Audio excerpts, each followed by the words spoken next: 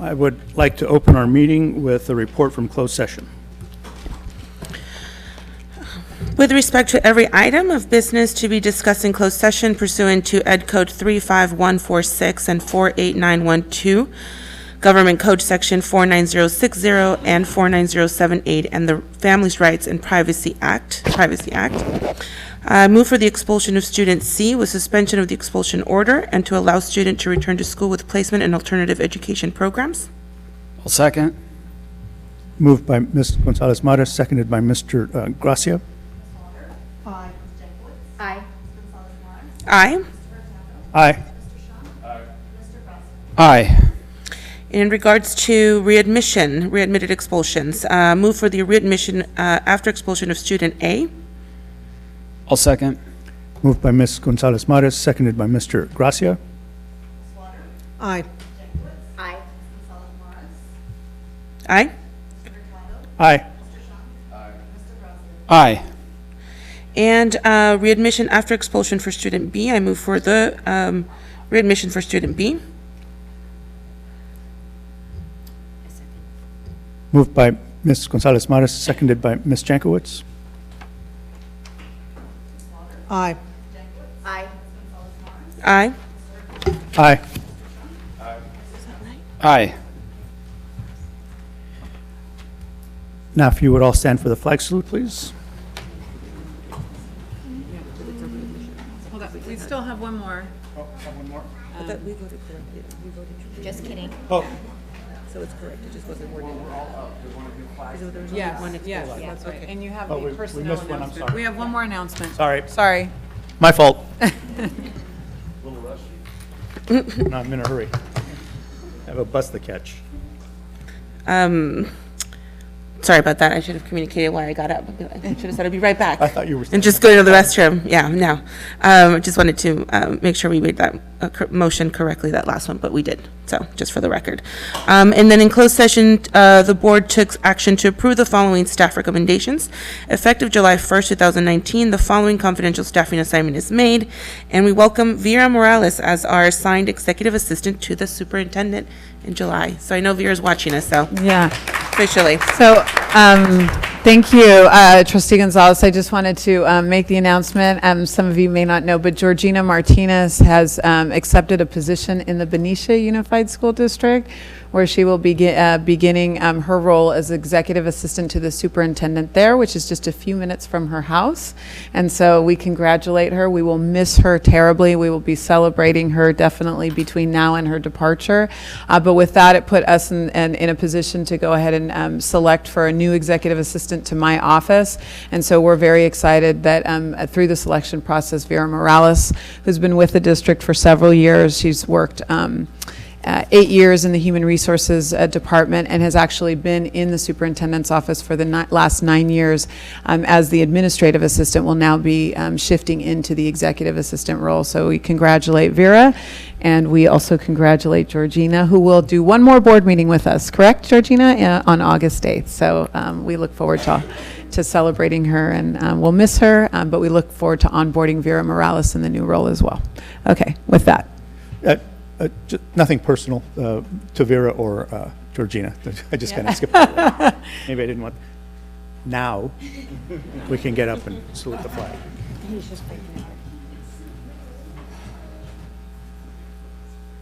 I pledge allegiance to the flag of the United States of America and to the republic for which it stands, one nation, under God, indivisible, with liberty and justice for all.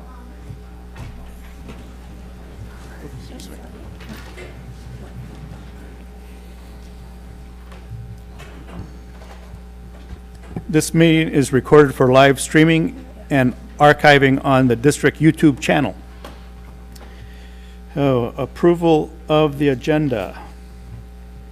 I would like to pull item J1B.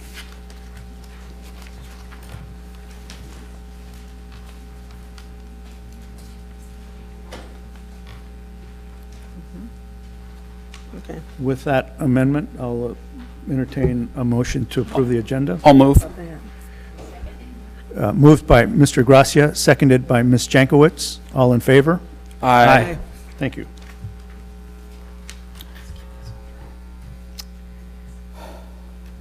Approval of minutes for May 9th, 2019. No, we had to table. I suggest we table this. We don't have. We still don't have, okay, we'll table it again. Okay. Recognition of visitors and employee organizations. Do we have any? Nope. Hi there.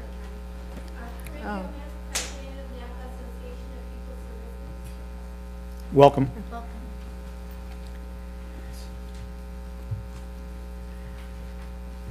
Public comment on non-agenda items. Members of the audience may address the board on any school-related matter that is not on the agenda. The board will not take action on any issue raised during this section of the agenda inasmuch as board action is limited to posted agenda items. Speakers are requested to limit their comments to a maximum of 3 minutes.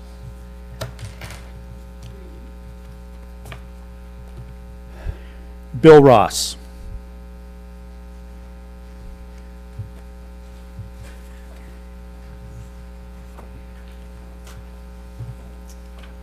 Honorable board members, superintendent, district staff, I'm Bill Ross. I'm the city attorney for the City of American Canyon. This afternoon, I emailed to you each a letter from Leon Garcia, the mayor of American Canyon, expressing strong opposition to proposed cuts in expenditures of the district for planned and existing school facilities in American Canyon, and particularly with respect to delay in the American Canyon Middle School project.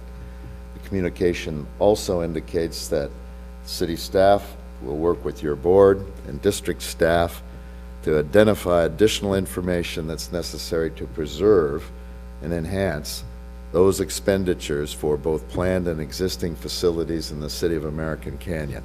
I'd like to put in the record a hand-delivered copy of that to be consistent with the mayor's request, and your consideration is respectfully requested. Thank you. Thank you.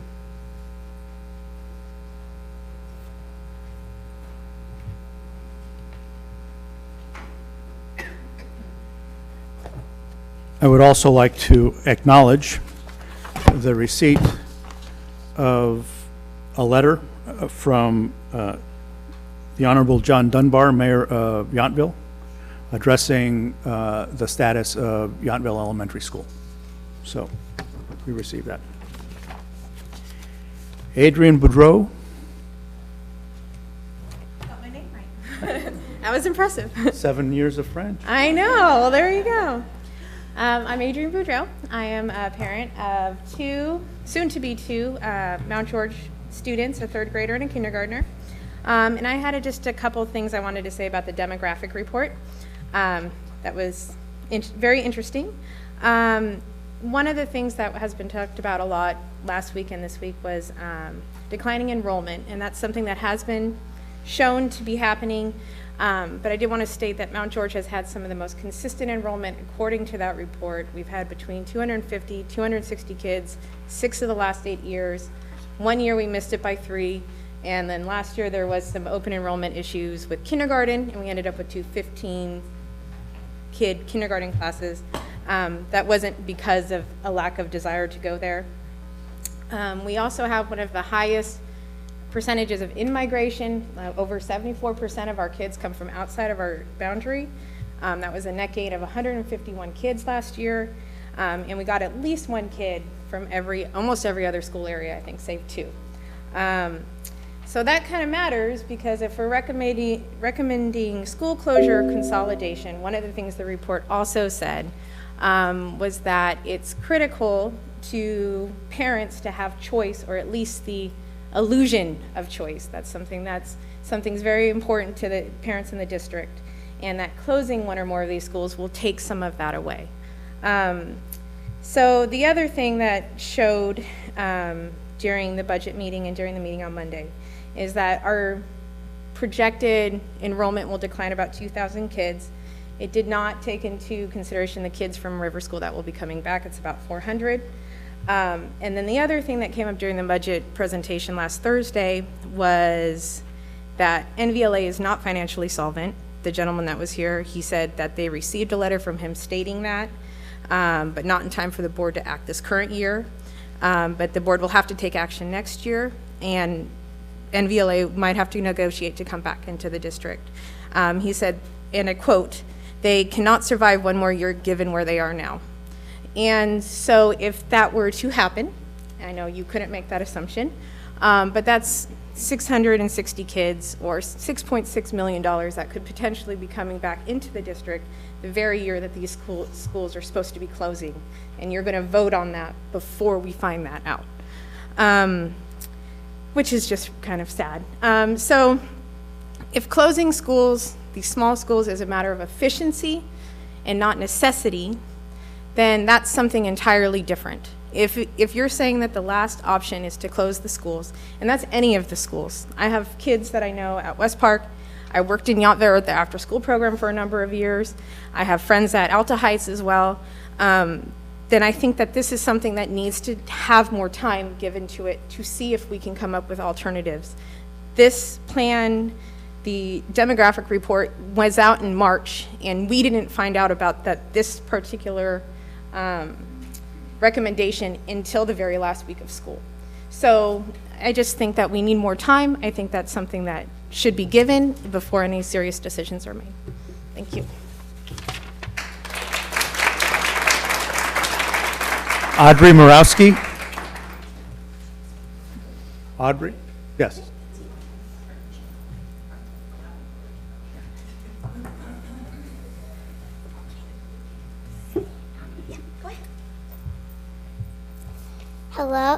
Hello, my name is Audrey Mariski. I'm 8 years old. I've been at Mount George for 3 years. We have a lot of good classes, and some of them are Spanish, music, art, computers, and our classroom. I like art because we learn how to draw, paint, and drama. All the classes are unique, and especially recess. On our new grass, I like all of our teachers because they are nice. Thank you for listening to my speech. You're welcome.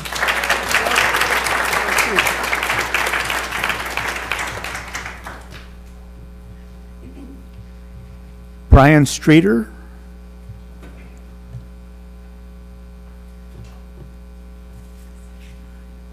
And then I think it's Chaz Newton next. Good evening. My name is Brian Streeter. I'm happy to say I have 2 kids that went through the Mount George program. They're now in high school, doing quite well. I also wanted to share something with you. In addition to having 2 kids that went there, I've also been a volunteer at the school for the last 20 plus years. And that sort of factored into my choosing to send my children to Mount George. I work for Cake Bread Cellars, a winery in Rutherford, family-owned business. They felt very strongly about being involved in the community, and they approached me about volunteering at the school. And so it's one of the things I've really enjoyed in my career is working with Mount George Elementary and getting to know the school. In my 20 years of doing this program with the school and other ways that we've supported them, I've gotten to realize that Mount George is very special in that they have a lot of parent involvement. And it's one of the reasons why my wife and I chose to send our kids there as well. And it's something very special, and I think it shows in how well the kids do there. I know that is not the case at all schools. I have friends who are teachers, work at other schools, and they would be jealous of the amount of parent involvement and how much that helps in raising our kids and creating a great community. So I just feel that it would be a shame for us to lose that in our community. So thank you.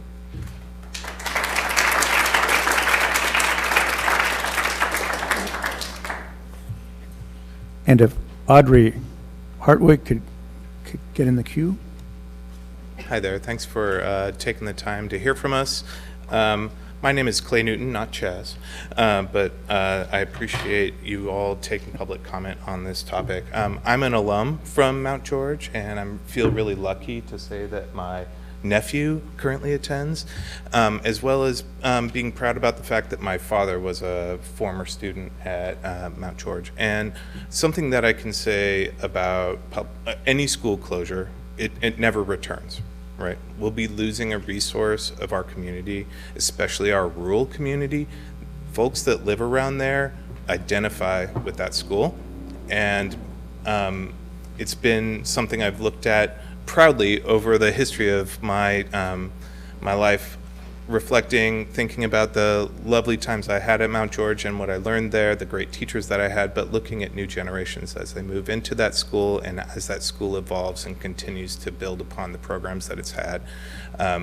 One of my brothers, I remember, helped to build the inaugural garden that they had at that school, and the sense of pride that he has around that is still something that he mentions and talks about today, and seeing that there gives me a sense of history about our community. So I'm concerned about the loss of all of these schools, any school that's on the board, and I know, or the chopping board is what I meant by that.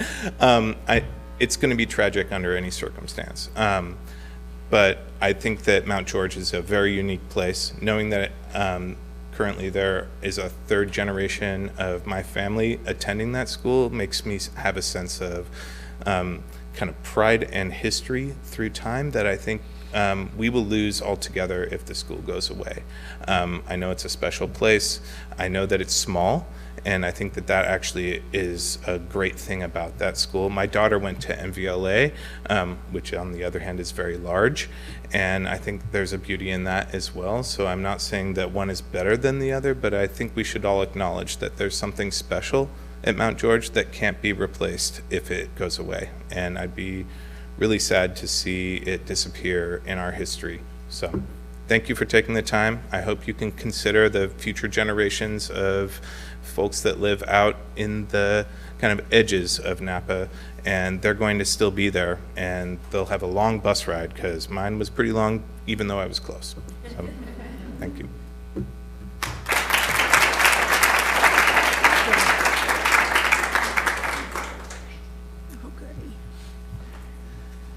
After Ms. Hartwig, Stacy Emerson. Hello everyone, my name is Audrey Hartwig. I'm 11 years old and I recently promoted from 5th grade at Mount George Elementary School. Without coming to Mount George, I don't think I would be the same person I am today. Mount George is a pretty unique school. One of the biggest things making Mount George special is the International Baccalaureate program, also known as IB. Due to this, all students learn about 10 different learner profile traits and how to demonstrate them. Demonstrating these traits was supposed to help make us better people and develop character as we grow. I believe it has, and me at least. Learning how to demonstrate the learner profile helped me build a lot of the character I have today. Our teachers didn't just teach us to read and write. Thanks to the IB curriculum at Mount George, we were also taught to be good, smart, kind people wherever we were. Mount George is a small school. I won't deny it. This past school year, each kindergarten class only had around 15 students, but that isn't necessarily a bad thing. In fact, during my time at Mount George, I enjoyed how small it was. This past year, I knew the name of every single 5th grader, and to be honest, I liked it that way. If I went to a bigger school, I would have had a much harder time making friends, especially in the beginning. In kindergarten, I was painfully shy coming to school. I didn't want to talk to many people, so I barely had any friends at the start. If Mount George was bigger, or if I went to a different school, chances are no one would have noticed I was lonely. With so many kids, I would have been lost all alone, like a little anchovy too small to be seen in an entire sea of sharks. But instead, Mount George was just a little school of fish, one of many in the deep blue sea. The school was small enough to where people noticed that I was lonely, and I found other lonely kids, little anchovies just like me. So eventually, things started to change. I made friends, I was more comfortable at school, it started to become more like my home. I became less shy because after just a small amount of time, I knew all these people. I knew their faces, I knew their names, I knew who they were as people and as friends. But if I went to a bigger school, chances are, to this day, I would still be that lonely little scared anchovy in a sea full of sharks, not being seen or noticed. I think being small also benefited our academic careers as well. Our teachers had fewer kids to deal with, and they got to know all of us a lot better. We had more one-on-one learning as well. I do understand that there are both pros and cons to being a small school, and that would be easiest to simply just get rid of the smaller schools and send the kids elsewhere because of how few kids there would be to deal with, as opposed to trying to do the same thing to a much bigger school. I think going to a small school is good for me, and I'm sure the same for many before me, and hopefully many more to come. So thank you for listening to me. I hope you have a wonderful rest of your day. I love the anchovies. Stacy Emerson? I see a lot of us have allergies today. And then Denise Eugenio. Good evening. My name is Stacy Emerson. I want to thank you all for taking the time to listen to what I have to say with an open mind and in consideration of everything I have following. I have 2 kids at Mount George. I've lived in Napa for 15 years. It really troubles me that the district would consider closing the wonderful small schools as a knee-jerk reaction to the management of the district reserve fund and the attempt to stave off state control. I do understand the pressing need for balancing the budget, but removing our community's choice and closing the treasured small schools in the community, I don't believe that's the answer. I believe it's a short-term solution and a Band-Aid for a much greater problem of our deficit. First of all, the $500,000 annual operating costs that it takes to run a small school such as Mount George is equal to only 0.27% of the district's overall $180 million budget. Closing Mount George will sacrifice and deprive our children and community of an invaluable asset, the excellent IB curriculum, the high student achievement, and also the close-knit community that we've spent so much effort over the years building. And it only will result in a fraction of the savings for the district in relative overall budget, relative to the overall budget. The benefits, I feel, don't outweigh the downside. Second, I believe that 3 months is too short to make such a critical and impactful decision. It doesn't give the 7-Eleven committee enough time to explore the alternatives. The committee and district need more time to review the data to have a truly informed decision. Thirdly, the 7-Eleven committee should be tasked with exploring the alternatives. For the DOE's best practices for school closures, it states, consider options during the fact-finding process. The expanded school closure committee should consider alternatives to closing schools. The district should follow the DOE's best practices and direct the committee to consider other options, not just selecting schools for closure. We need to slow down the process. Finally, I think it's extremely important for the 7-Eleven committee that we do have representation from all 4 schools. I would like to see that happen so that it's an even board. And in closing, I urge you, in the spirit of collaboration and responsiveness to the values of the beliefs of this community and most people in this room, that you would allow us the ability to work with you in finding solutions for the deficit problem. Otherwise, I believe our children, our teachers, and our community will all suffer. Thank you.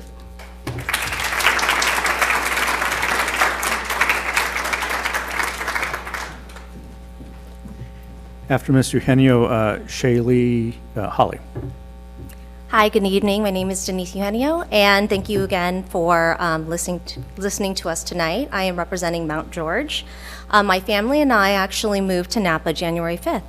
I have a kindergartner who we enrolled at Mount George, and we moved from San Francisco. So why move our entire family away from our hometown in the middle of the school year? And I want to share with you some of those reasons why. It was specifically because of what we saw at Mount George, because of the curriculum and because of the community that we saw there when we went for our visit. Mount George has demonstrated high academic student achievement through its learning system and has been a proven leader in education in Napa. Mount George has been also in alignment with the district's 2019 and 2022 strategic plan. In particular, goal number 1, student learning, achievement, and access by successfully implementing and sustaining inquiry-based learning. The school is also aligned with the district's Vision 2020 of providing a 21st century education to help students build the 21st century skills to succeed in school, work, and life in the 21st century. The academic student achievements are attributed to the school's learning program and systems in place. According to a study regarding how schools evaluate success of their International Baccalaureate Primary Years program, some of the proven findings were that the students showed an enjoyment of learning demonstrated by their willingness to be involved in school activities, demonstrated confidence in assemblies, class presentations, and discussions, demonstrated mastery of inquiry learning skills through questioning and problem solving, and were willing to take control of their learning and to take action. And they also demonstrated moral and ethical decision-making when interacting with the school community. They also showed an awareness of local and global issues and the links between the two.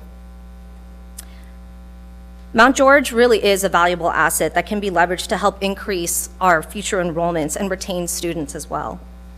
The school's student achievements and effective learning system will attract more families to our school district. Families look at these type of historical data to make these very important decisions in moving their child to a different school. In particular, for example, my family. This needs to be preserved, what's happening here at Mount George. It's been proven that the program there has allowed for a high academic student achievement, and we need to duplicate practices at other schools so all students are really receiving a 21st century education across the board. Thank you again.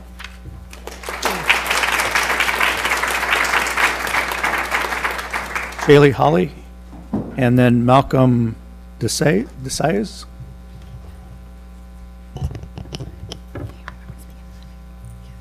It's not every day that someone my age or in my peer group will want to take time out of their summer schedule to come to a town hall meeting at 7 o'clock. Now, given what we were talking about tonight, there wasn't any other choice for me in my mind. I invite you to open your hearts and take a brief trip through my school years at Mount George. I was once a small, shy 5-year-old clinging to my parents. Miss Retzloff, my kindergarten teacher, held my hand when I needed it and encouraged me to be independent. She also introduced me to what now is currently my Mount George family. Miss Tischer, my first grade teacher. Although I was often not on task, she made me feel like I was important and taught me structure kindly.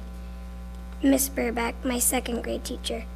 She made me feel like one of her children, guiding me through hard times in her class and helped me work on my self-esteem. Miss Mikey, my third grade teacher. She was hard on me not because I was a troublemaker, but because she knew I was capable of achieving more. She opened me up to poetry and other forms of writing. This became my passion.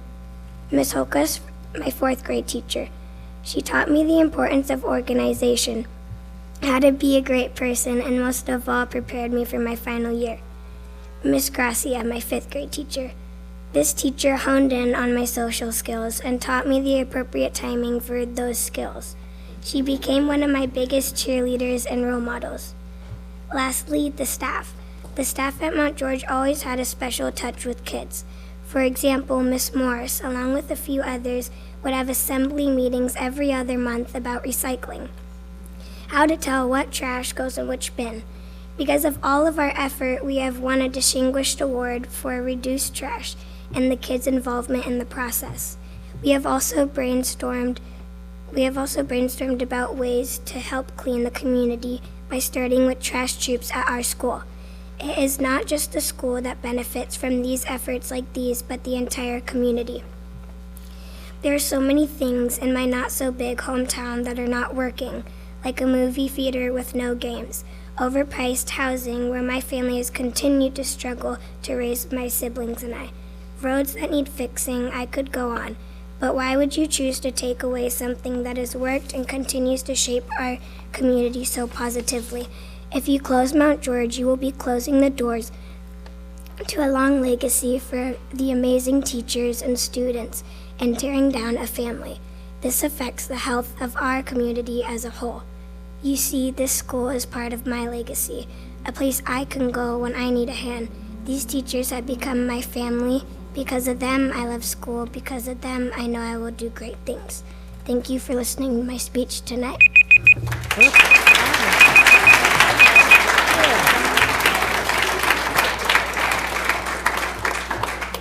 I'm sorry if I mispronounced your last name. It was actually very good. Oh, thank you.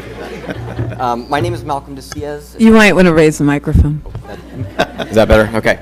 My name is Malcolm DeCiez, and my kids, Lily and Jay, attend Mount George. Thanks very much for taking the time to listen to everybody up here. I know it's a long process for sure. To our friends and family and children, education is of paramount importance to us. It's very closely aligned with our kids' health and also their well-being. I'll briefly start with just facilities at Mount George. As outlined in a demographic analysis and facilities capacity study was released in March of 2019, Mount George has the lowest cost associated with the modernization of the 4 small schools, thus costing the county, and has the least maintenance and the least potential impact to the budget.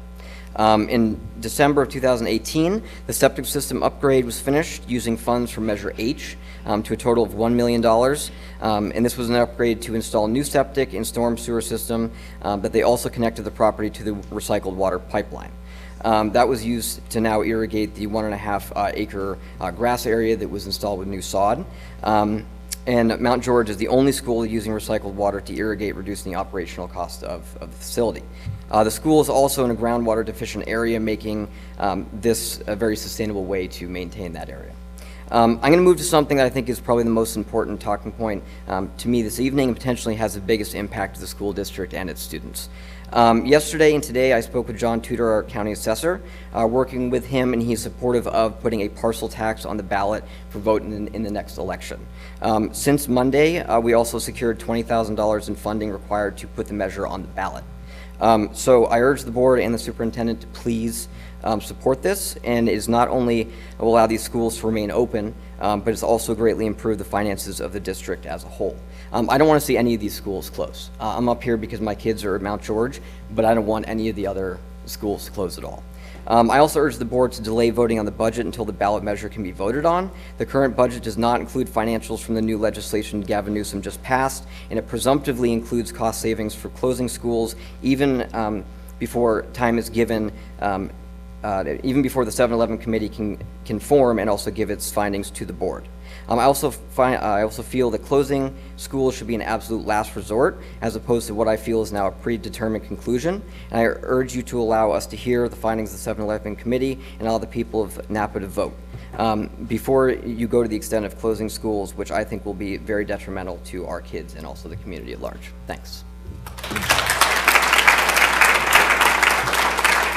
Burfine Yildiz?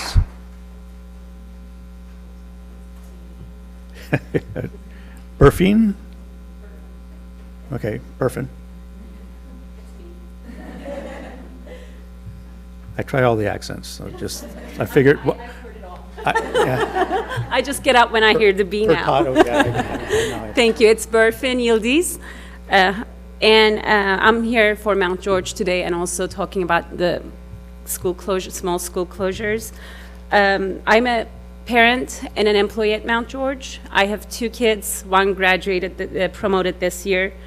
And I'm not originally from Napa. I'm from Istanbul, Turkey. And I want to talk to you guys about the beauty of IB schools.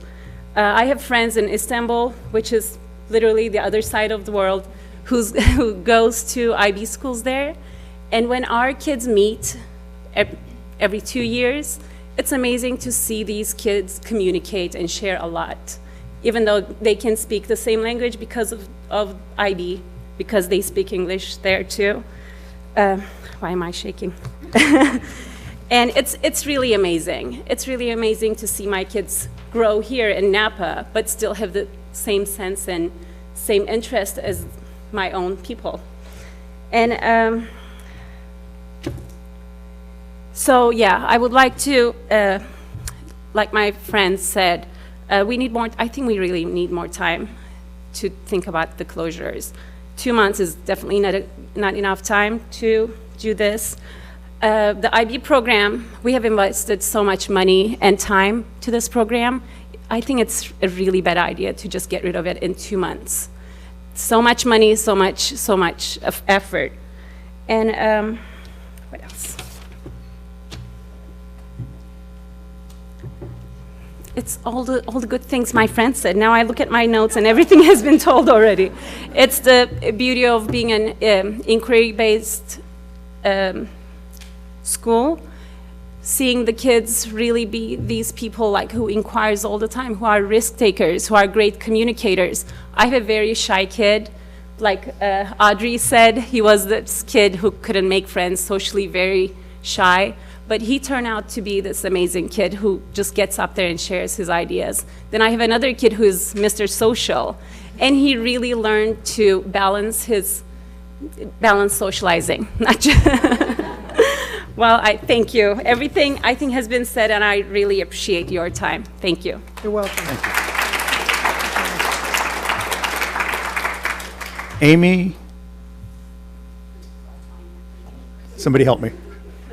Please. Oh, that was close.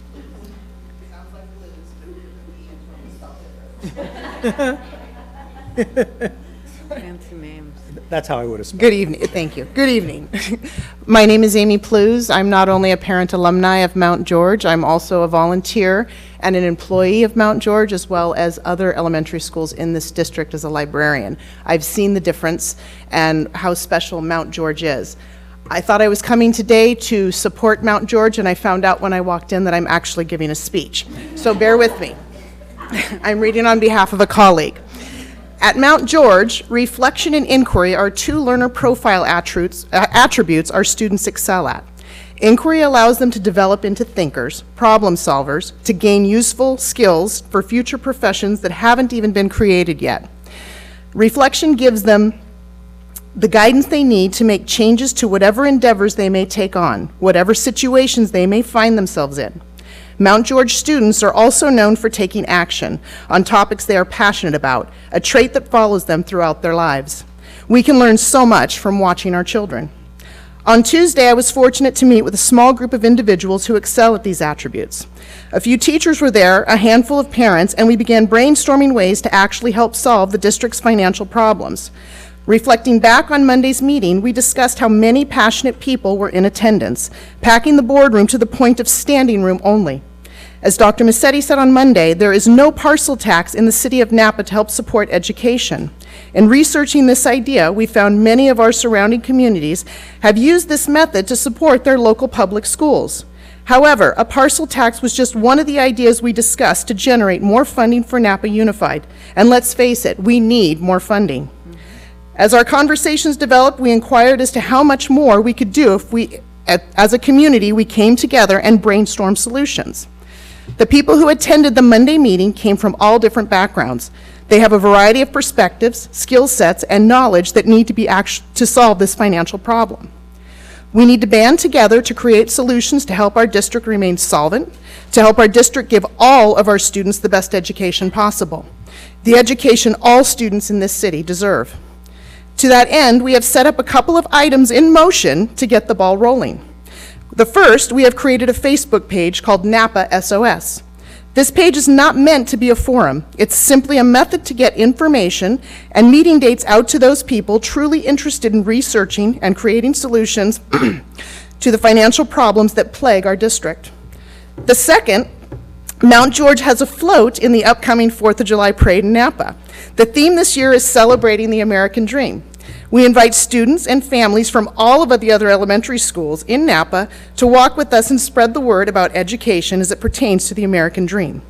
Because the perfect education is a dream which we can make a reality if we work together to problem solve and create a solution to the financial hardships that we face as a district together.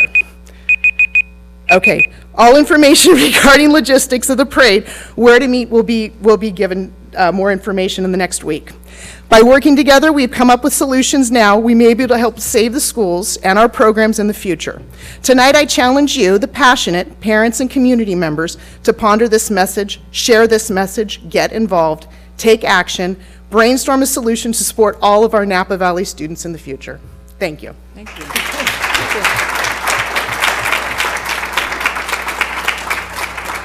Christina Webster. Thank you for having a name I can pronounce.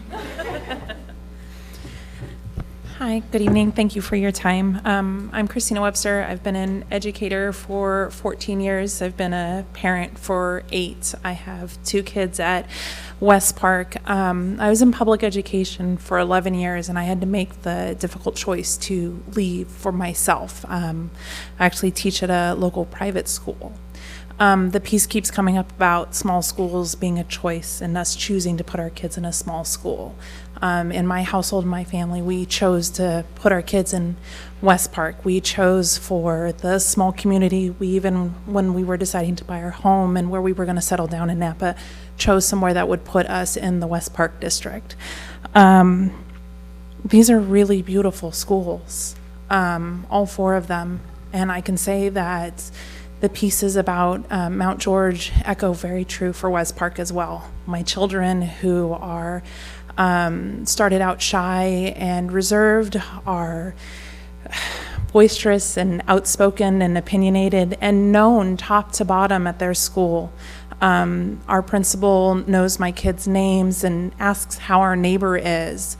Their teachers from kindergarten, 1st, and now 2nd grade make connections with them and ask them not only about their days but their activities. And you know, when my kindergartner, who is emotional to say the least, is having a hard day, is given that opportunity to go reach out to his sister in another class and say, I just need a hug, I didn't see you at recess. And the community that we have there, when I walk on campus and I see my 5-year-old and my 7-year-old being greeted by 5th graders, and I'm able to ask, who are they? And they go, oh, this is a kid that I play with at recess. And I'm able to, you know, they're a book buddy of mine, and we have time in the library together. These small schools are a choice for us, and it is a very real reality of our lives. And I wanted to make sure that it was also heard that these things exist at West Park too, that this is another special small gem, that, you know, we get to have our kids ride their bikes to school, and there's a neighborhood pack that rides together the 1/3 of a mile from our home, and it is a sense of community. So I just want to take the time and thank you for hearing us on how passionate we are. We are small schools, and we're a small community, but we are mighty, and we're creative, and we're passionate. And, you know, echoing that piece of given more time than the 3 months that we're facing right now to come up with solutions, I think that we could really move something. So thank you very much. You're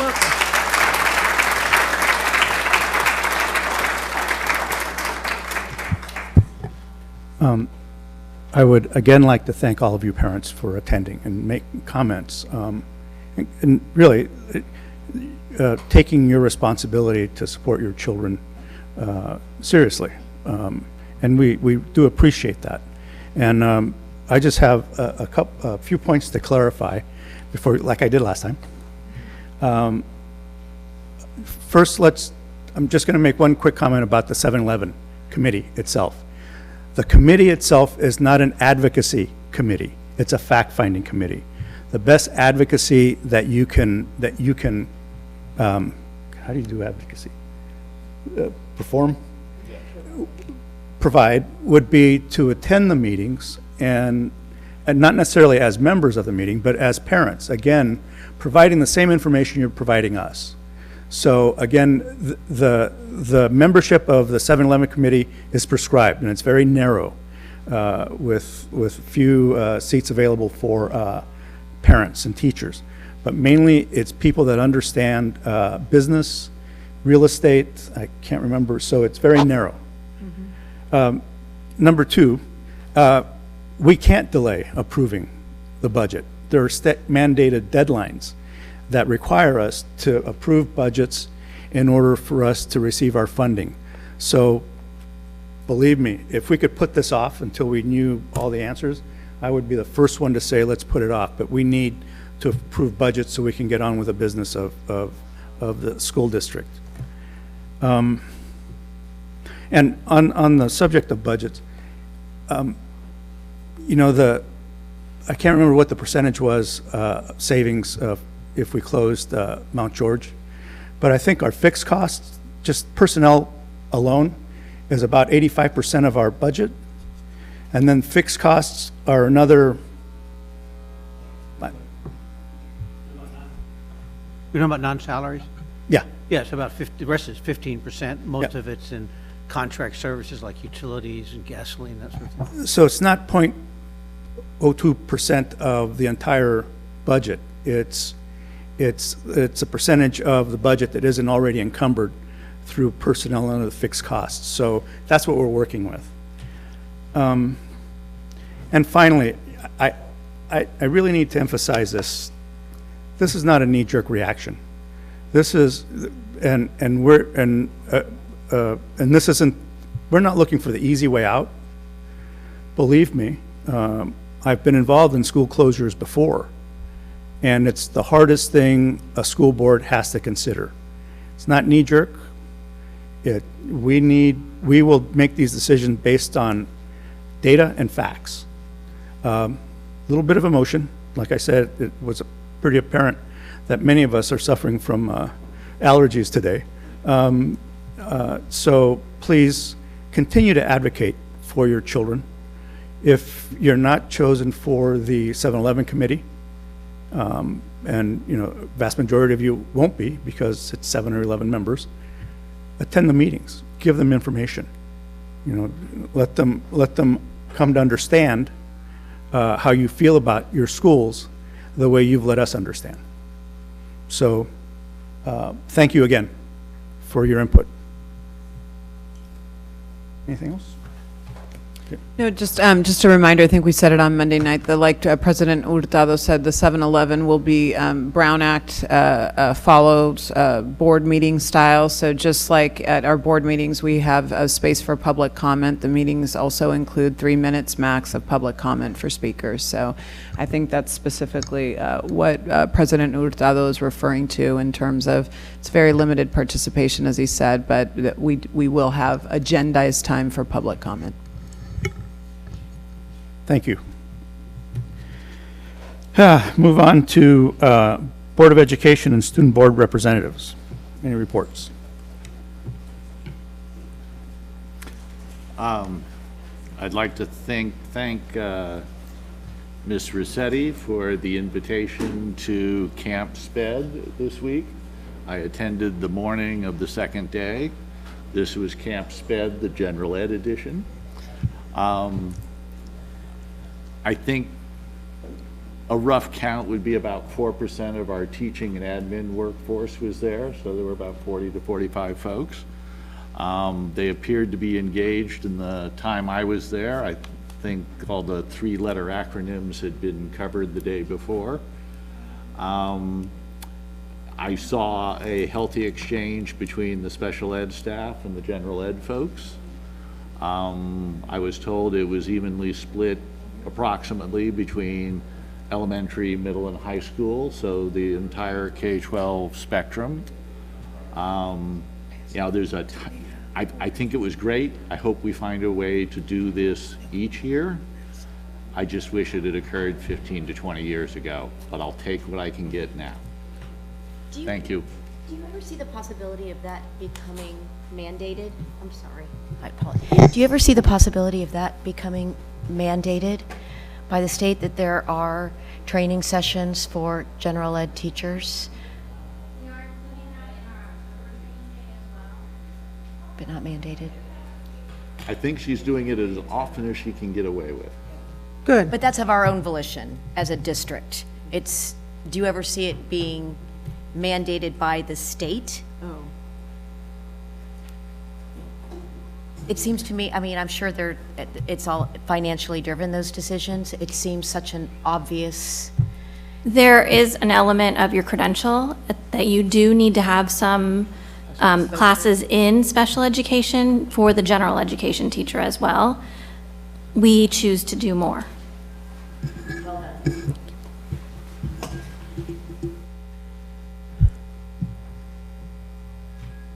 I attended the Monday town hall meeting and was gratified to see standing room only and parents truly engaged in the education of their children. And I want to thank Dr. Massetti for the great job you did in moderating that meeting. Wonderful job.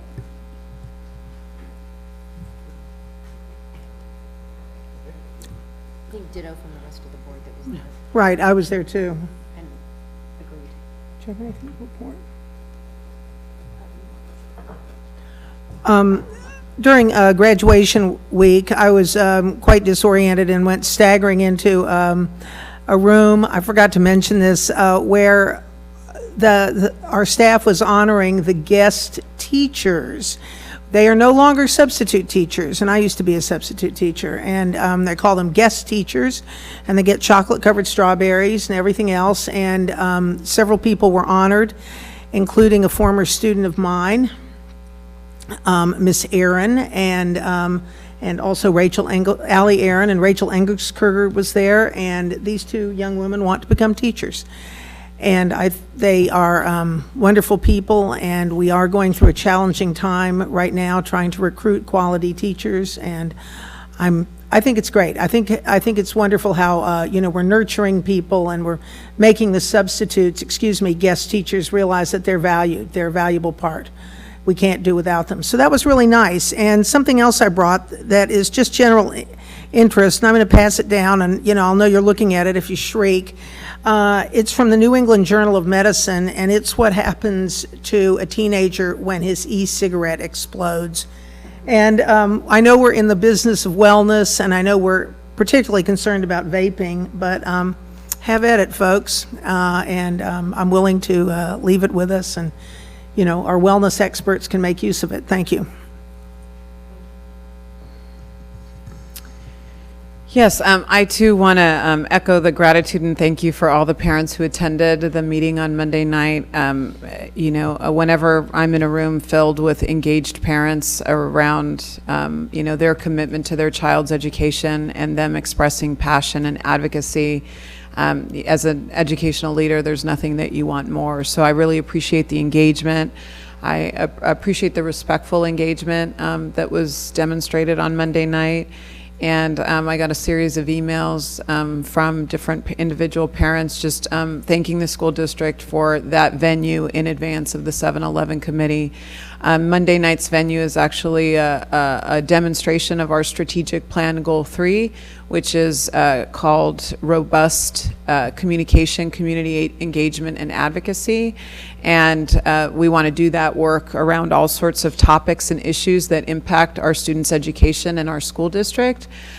We wish that we didn't have to, touch some of the difficult topics, but when we are going to have to address them, you have my commitment as your superintendent, and within the strategic plan, the commitment of the school board, that we are dedicated to community engagement around the issues, a robust communication, and Monday night was an example of our sort of new approach around that. So I appreciate some of the expressions of gratitude that I got from individual parents around Monday night just for creating the space. And so we look forward to, continuing down that path of community engagement and communication. The second thing, it's only been a week since our last board meeting, so there's not much to report except preparing for board meetings. But I did get up to Sacramento yesterday. I was invited there for a second time, and yesterday I actually presented to the Senate, the State Senate Education Committee, as a primary testimony behind AB 751, and made a statement around the importance of AB 751, which is the bill that is currently passing through the legislature to allow local districts to select the SAT as an alternative to the state accountability test for our 11th graders. So in the spirit of not over-testing an already heavily tested 11th graders, if a local school district decides to host and implement an SAT day on their high school campuses, the bill would allow the school district to receive a waiver to not have to do the 11th grade state accountability test. The argument is that the state accountability test, the SBAC at the 11th grade, does have some post-secondary impact, but it's very limited. The 11th grade SBAC test, a certain level of performance on that allows students to bypass courses, remedial courses and placement tests at the community college and or CSU or UC system, but doesn't have any implication outside of California, whereas results on the SAT would have that broader impact. So I could get into a discussion and debate around standardized testing. I think it's a very healthy discussion and debate. But my advocacy on the floors of the Capitol yesterday was the fact that as long as the SAT it remains an admission requirement, and that standardized test is one of the admission requirements for four-year institutions, that I really do believe that all high schoolers should have access to that test and support around that test, and being afforded the opportunity to take that test on their home high school environment with adults that they know at the cost of the school district, because we think that the SAT should happen because of the school district, not despite the school district. And all too often, many, many students are left to figure this out outside of their schools, and that's often contingent upon the resources that their families may have and the access to information that their parents may have, the degree of engagement that a student and family might have with a counseling department at a high school. So I will, as a superintendent of schools, continue to advocate for this. I successfully implemented SAT days in my previous school district, PSAT and SAT days. We ran a very, very successful pilot here in NVUSD in the first year of my tenure, and we are slated to pay for PSAT and SAT for all sophomores and juniors on all of our high school campuses across the district for the 1920 school year. So we should know in the next couple of weeks where that legislation lands. So I appreciate, I did in my statement to the Senate, the State Senate Education Committee, I closed with recognizing the school board, my local school board, for really taking a stance around equity and social justice around this college admission requirement. So I do want to appreciate the school board for their support behind this very critical, what I believe is a very critical initiative. You're welcome.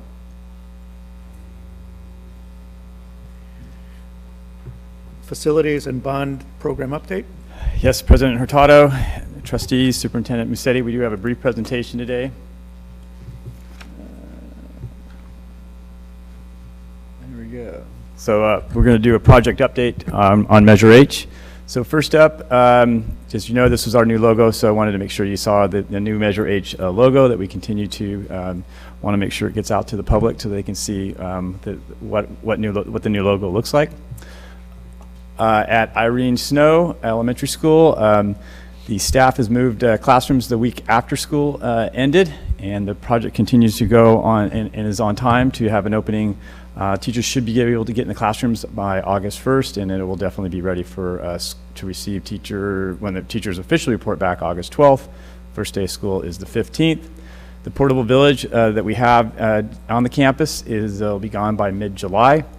And as I just stated, the campus will be ready for the 1920 school year. So we're quite excited about that. Today we walked the campus with Olivia McCormick, who's the principal out there, and she's extremely excited to have the new campus finally finished. All right, next up is River Middle School. Construction is going to continue into the fall of 2019. Campus will be ready to move into during December, January. We want them ready. We will get everybody into the classrooms starting for the second semester of January 2020, but we'll start that move in December of 2019. And as I stated, the staff and students will occupy the campus starting on January 13th. Pearson Elementary School, we've got a couple things happening. We have the exterior painting project beginning, and it has begun, and it will be complete by the 1920 school year. If you were to drive by that school, you will see it's all primed up right now. We've hired a firm to help us design security fencing, and that is underway, and that project will come to bid in the coming months. And as the school year progresses, we will then start to put the fencing around this particular school site. And then the new finishing kitchen, the bid is going to go out in July. We were just approved with DSA for our drawings, and so we'll be awarding a contract, and construction will begin in the fall to have the finishing kitchen, and that should be completed, we would hope, around December, by December, late December. Same thing is happening at Shure Elementary School. The exterior painting is happening, design for the security fencing, and as well as the new finishing kitchen. So it's the same thing happening at Shure Elementary School. At Donaldson Way, we're working hard on a security fencing project there as well too. So that's one main thing that's happening at Donaldson Way. And then at Napa Junction, we are awaiting final approval from the Division of State Architects, and we'll have a groundbreaking event happening to be scheduled in the very near future. So that concludes our report on our facilities and bond program. Oh, one more thing, sorry, technology. We have the Promethean boards. The first order will be 90 Promethean boards, 25 boards will outfit Snow Elementary, and then those 65 boards will be used to distribute to early adopters at schools prior to full deployment. And then approximately 3,900 Chromebooks will be ordered for deployment to middle schools in August. That now concludes. All right. How are the early adopters being chosen? Lots? David, do you want to comment? Yeah, they're going to be... We're letting them self-select, so we've asked principals of schools to work together, and then we'll deploy 6 devices or 6 Prometheans out to high schools, 4 to middle schools, and 1 to 2 to each of the elementary schools, depending on the size.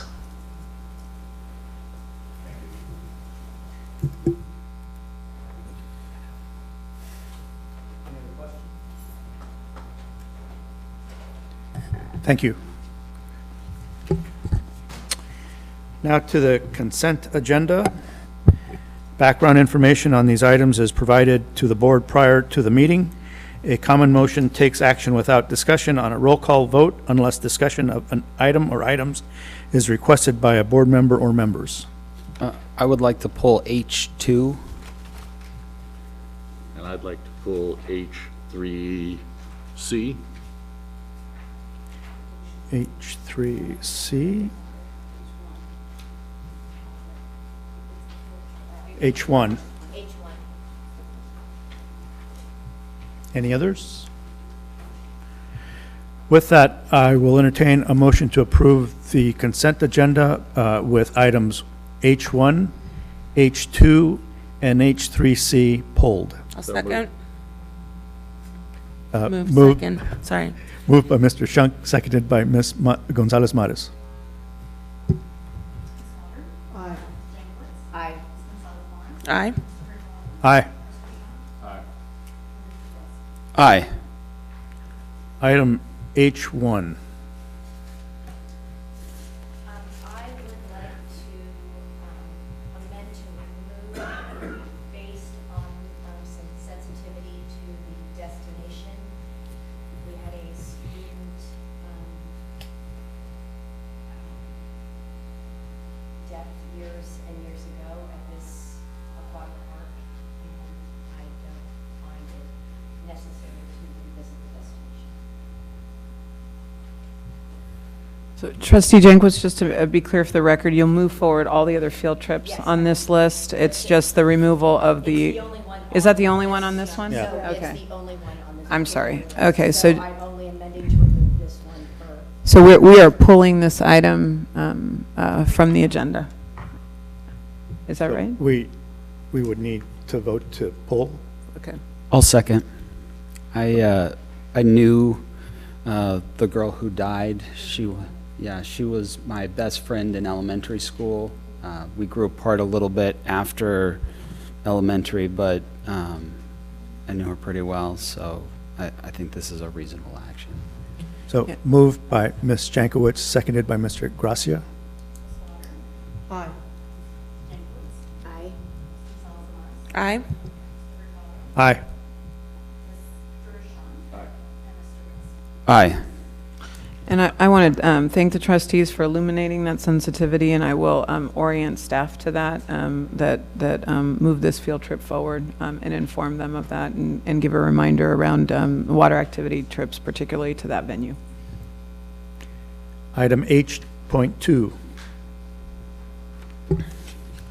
So on this item, there are numerous things that we're going to be voting on, but I move to amend to remove the vendor Joseph Perkins. It looks like that is a familial relation to Pam Perkins, and so it does not seem appropriate that she would be choosing him as the vendor in this instance.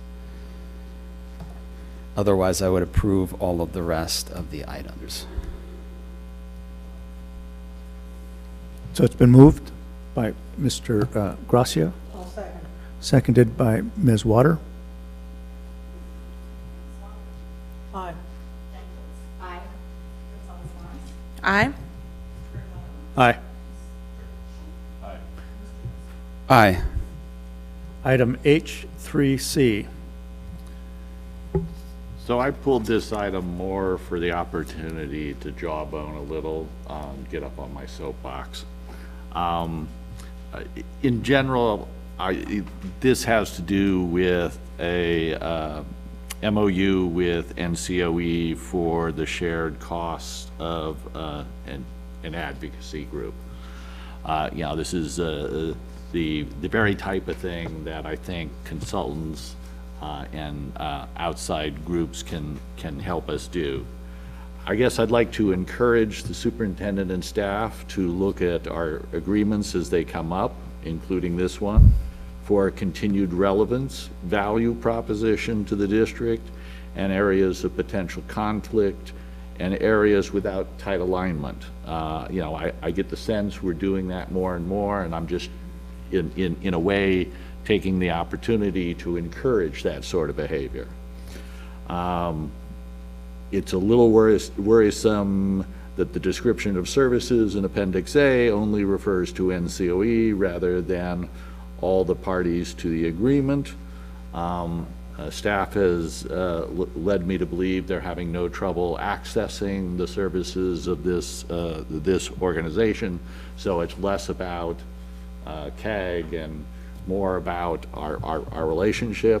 So I have no particular issues with this particular contract as it represents relatively few dollars. It facilitates our interaction with a whole host of 3- and 4-letter acronym departments up in Sacramento.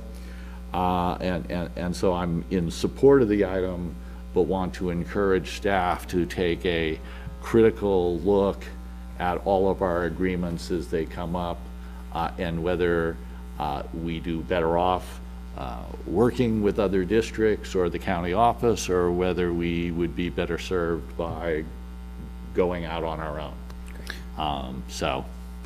That's a good point. I too had concerns when I saw this item on the agenda, as it didn't appear to have any written piece of the contract that allowed us to have access to the services provided by this company.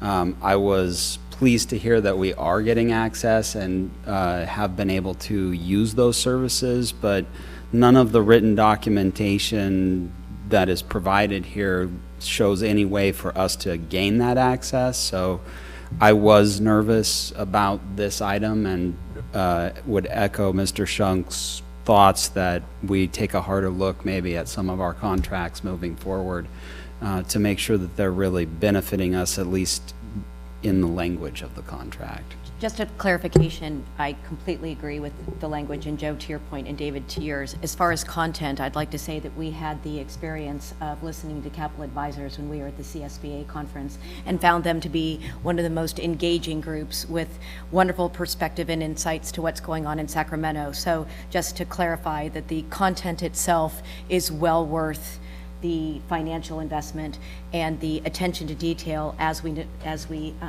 enter into contracts with whomever. Point well made.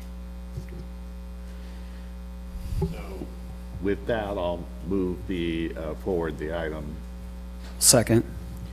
Moved by Mr. Shunk, seconded by Mr. Gracia. Aye. Aye. Aye. Aye. Aye. Aye. We move now to action items under I1A,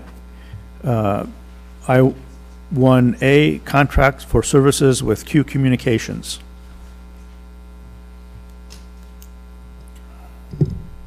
I move for the approval of the contract. I second, as we discussed this last board meeting. Correct. Moved by Ms. Gonzalez Mares, seconded by Ms. Jankowicz. All in favor? Aye. Item I.2.A, declaration of surplus bus by Transportation Services. I think it's great we get 22 years out of a bus. That's amazing. Do we have any others coming down the pike, Mr. Pearson? Or just one bus that's possibly? It seems very important to get rid of this bus so that we can qualify for the grant to buy new ones, so it seems pretty clear that this is a good thing. Do you have a motion yet? I don't have anything. All motion. I'll move, then I'll second. Moved by Mr. Gracia, seconded by Mr. Shunk. All in favor? Aye. I.2.B, contracts for services with CSM compliance services. Trustee Hurtado, I think you're referring to the paper copy of the agenda. Online, this was modified within the 72-hour mark. The paper copy, wrong one was distributed, so that's going to change the rest of the numbering under I2 business and operation action items. Okay, let me. I2B was removed. It's online. It's online, too. Didn't you take this one off? Oh, we were supposed to pull it. Okay, it wasn't we weren't within the 72-hour. We forgot the other one to pull. Our apologies. Okay, that's right. Right. That's right. Okay, okay. This was already voted on. Okay, my apologies. So, do over. Yeah. Yeah, that's right. Item I.2.C, memorandum of understanding between NCOE, NVLA, and NVUSD for after-school education and safety programs and 21st century community learning centers. I'll move. Moved by Mr. Gracia, Second. seconded by Ms. Gonzalez Mares. All in favor? Aye. I.2.D, memorandum of understanding between NCOE and NVUSD for after-school education and safety programs and 21st century community learning centers. I'll move. Moved by Mr. Gracia, seconded by Mr. Shunk. All in favor? Aye. I.2.E, Napa Valley Unified School District 2019-2020 budget adoption.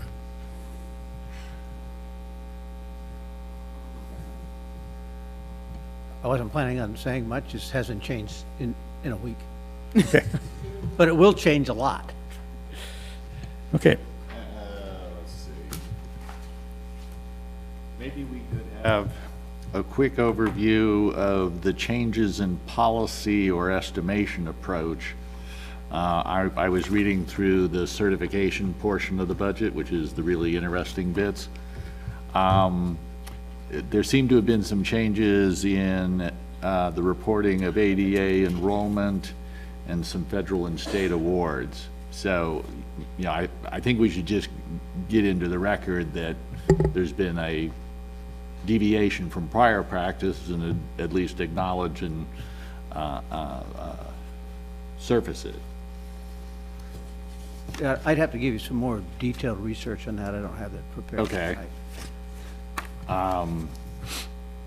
Because it was mostly in the comments on why we either met the criteria or didn't meet the criteria. Let's see.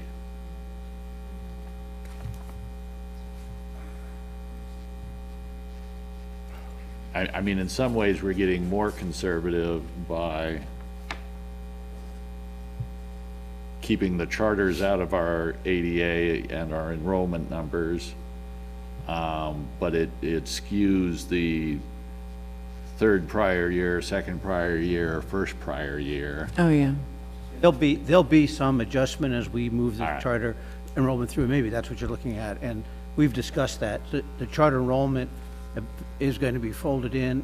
I think it actually is folded into the budget, And so it's just going to show up there, and then if another charter comes back, the same thing will happen. So you'll see a shelf on that graph I showed you, and then it'll continue to come after that.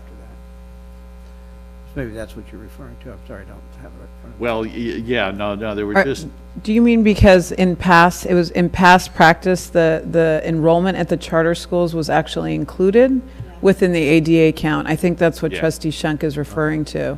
Yeah. That it was a past practice for the business office, despite the fact that the ADA generated by charter schools is not ADA that comes to the district. It's the ADA for the actual charter schools. Past practice in the business office was to include those numbers in our ADA counts. Right. And we are no longer implementing that practice unless we have the River example where River Charter School has become River Middle School. I'm sorry, I didn't actually know about that. My apologies, but the River Charter numbers are in there. Right. Because they're in the district now, but the rest of them, as she pointed out, are not. right. And I'm just a little surprised. I guess there's some rule we have to go with what we reported before rather than simply restate to. Right, when they look back at comparables. those criterion standards, they look back, it's a look back. Right, That's yeah. what's going on. It's third prior year, second Right. prior year, first prior year, budget year, Yeah. first subsequent year, second subsequent year. So those are look backs. All right. Anything else embedded in there? Well, you could come to my office and we can spend hours right there. No. All right. Okay. Oh, and someday when we have nothing else to talk about, I'd love to learn more about indirect cost rate worksheets. Because I'll have a chance later in the agenda to talk about indirect cost rates. So I'll save it for then. When I'm one of looking the forward other to it. items comes up. But ours is in the budget packet, which I found interesting. Which is 225 pages long. Yeah. Yeah. And I found the 3 pages related to ICM. That's right. So I'll entertain a motion.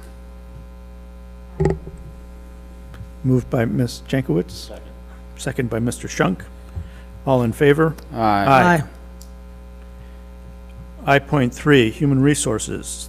I.3.A, request to hire less than fully credentialed teacher.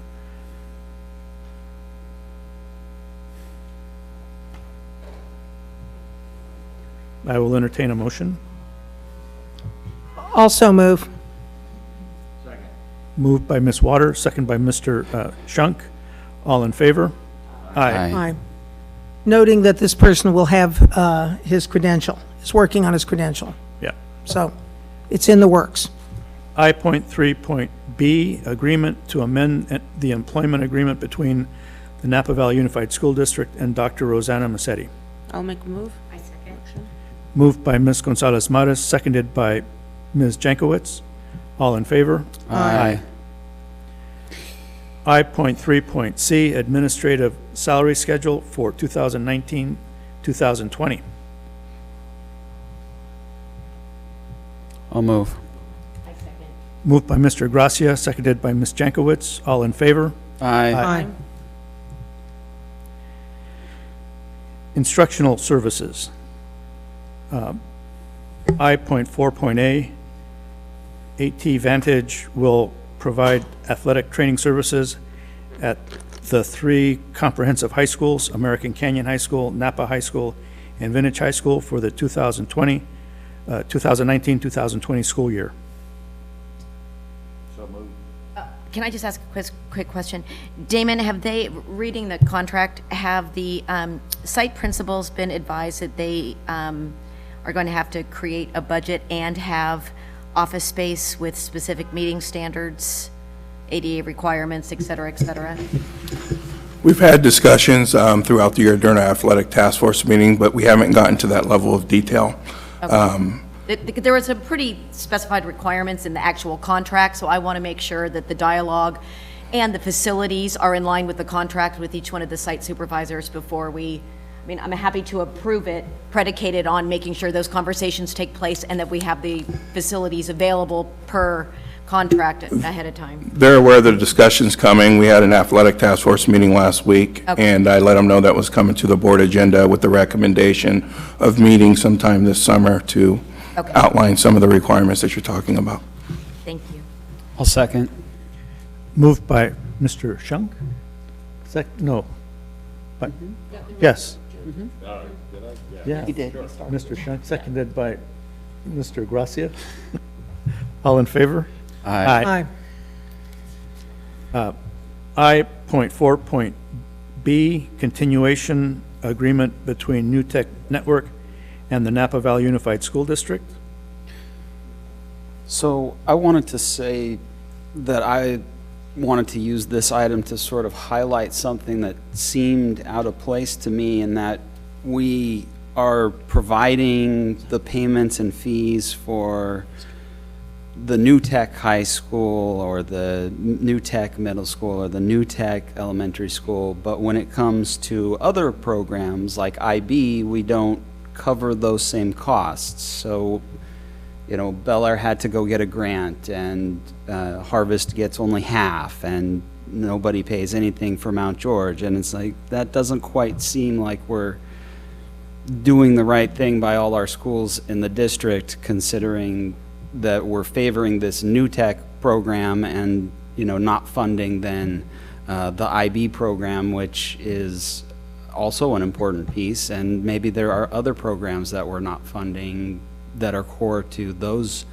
schools' curricula or educational experience. So I'm concerned by that situation. That's I have a similar, I don't know that it's the allocation to New Tech, but it is the, I do have concern about parent clubs funding a lot of enrichment programs and the equity in that when you have different parent clubs with different access and different abilities, and, you know, just what does that look like across the board, across all the schools, as we have these individual groups funding things that are programmatic and curricular. And some of them, it's hard to determine whether they're happening, this is coming later, I believe, you know, inside, during the school day, whether it's post. I think, you know, that makes a little bit of a difference, but I do want to make sure that we address the equity issue in this as we go forward.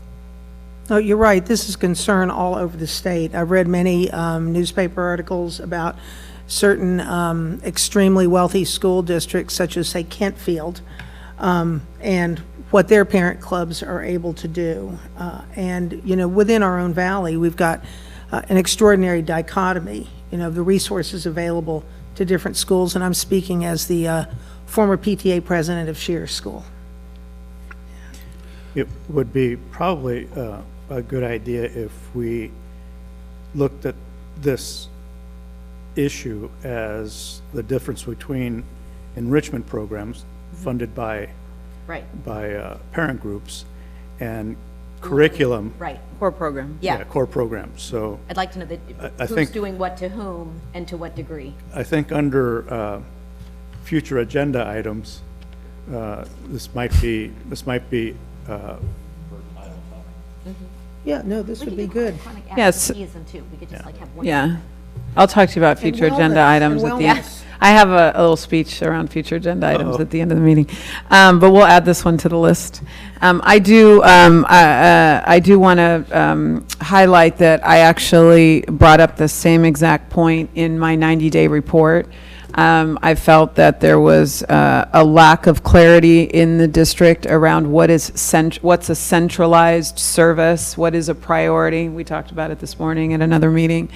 And if it is something that the district is prioritizing, and it is a core program within the instructional day, then it should not be school site funds and or parent clubs supporting those efforts.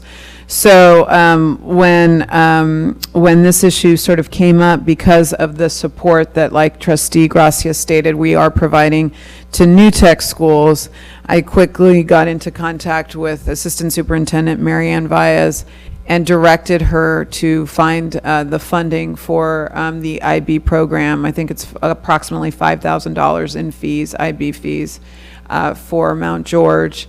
And Harvest will be fully covered next year. And like Trustee Gracia said, Bel Air is through a IB, the magnet grant. So the IB is part of their magnet grant. So for now, the magnet grant will cover the IB costs. So, you know, that adjustment will be made, and that conversation will be had with the principal between the instructional division and Ms. Valles. But I agree with you. I think if we're saying that it's a instructional methodology and/or curriculum and/or core program, then it needs to be funded by the school district. Thank you. I appreciate that, and now that we've had a robust discussion there, I will move to approve. Moved by Mr. Gracia, seconded by Ms. Gonzalez-Mares. All in favor? Aye. I.4.C, adoption of high school core and supplementary educational material recommendations for English, career tech education, and mathematics. So I also wanted to talk a little bit about this one, and I was hoping that we could hear a bit about what the purpose of some of these classes, or sorry, what some of these books are for, and if they're replacing others. And, you know, this is a core, this is core to what we do here as a school board, and so I want to give a little airtime, so to speak, to this section, since most of the rest of our agenda is filled with contracts and other things that aren't necessarily as core to our purpose as something like this. So I can speak to that. Mr. Wright and I, well, I had a meeting with Ms. Valles and Mr. Wright here, and about the vintage books. And I was very impressed that they were adopting them. They are supplementary. They're supplementary books. They're not going to be replacing Romeo and Juliet or Julius Caesar, but these are supplementary books, and I believe they were for the 9th and 10th grade. And that's it. It's just and it's essentially they're high interest for students. I looked at them. They were very readable. Several of them were award-winning, had won national prizes, including things like the Christopher Award. I mean, these are high prestige works, and they do have, they address the experiences of kids today and the cultural backgrounds of many of our students. And just to clarify, you're talking about the supplemental piece of this item. Right. Okay. I just wanted to be clear. For the English curriculum. Got it. And they are not replacing the Dead White Men. They are in addition to. So I guess then my question still remains as to the core curriculum then that we are being asked to adopt today, because that's the first half of the item. Okay, starting with career technical education. The courses that you see there, engineering fundamentals, introduction to community health, and also digital media, they are now aligned to Napa Valley College. So our students who successfully complete the CTE course and successfully pass the exam will earn college and high school credit for successfully passing the exam. And also the textbook is aligned with Napa Valley College as well. And looking at the mathematics, pre-calculus, trigonometry, and calculus, that's part of our dual enrollment program that Annie Petrie's been working very hard on during the spring semester. They are also now aligned with Napa Valley College, so our students will have the opportunity to take those courses during the school day and earn dual credit, both high school and college credit. And again, the textbook's also aligned. Well, that sounds great. It is great. It is great. I think there should be a newspaper reporter here writing about it. I think this was a good thing. So this is really how we're going to implement then the program that we had passed several weeks ago to do the dual credit classes. And that's correct, and everything that we're doing is aligned closely to our strategic plan, so we're very excited about the implementation or the potential implementation of this work. Okay, great.